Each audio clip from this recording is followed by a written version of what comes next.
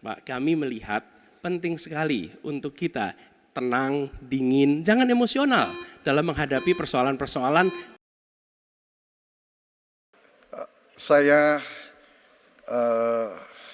cukup kaget karena beberapa hari yang lalu calon wakil presiden Bapak menyampaikan bahwa negara kita tidak dalam keadaan perang, sehingga untuk apa kita harus beli alat-alat perang.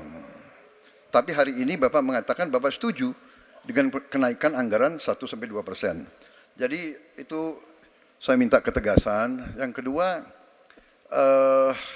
ya sekali lagi data-data yang Bapak pegang adalah keliru, dan juga Pak Ganjar tadi juga banyak kelirunya.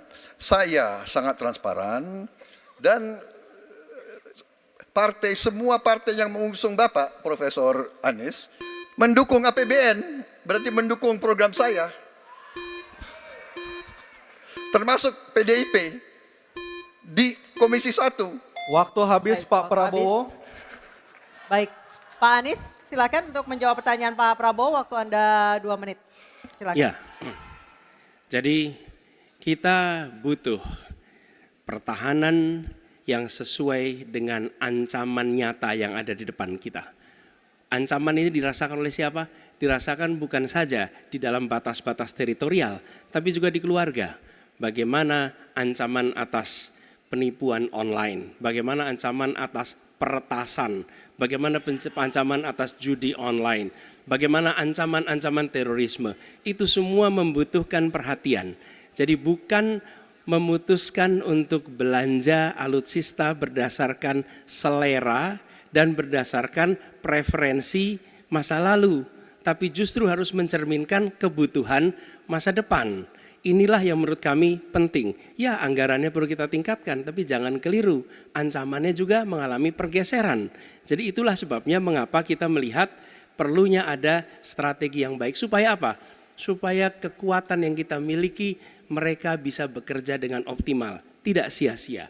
Lalu Pak Prabowo yang saya hormati, ini bukan soal pribadi, ini soal negara, ini soal policy. Penjelasannya ya di tempat ini, bukan di ruang-ruang tertutup yang tidak diketahui oleh publik.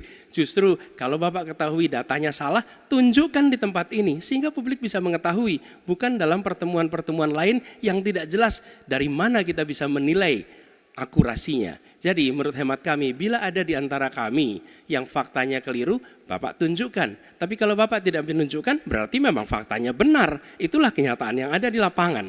Dan ini juga yang selalu kami gunakan. Kami gunakan fakta-fakta itu. Itulah sebabnya, Pak, kami melihat penting sekali untuk kita tenang, dingin, jangan emosional dalam menghadapi persoalan-persoalan kenegaraan, dalam menghadapi persoalan-persoalan pertahanan. Demikian jawaban kami. Terima kasih. Baik, terima kasih Pak Anies. Tribun X menghadirkan lokal menjadi Indonesia.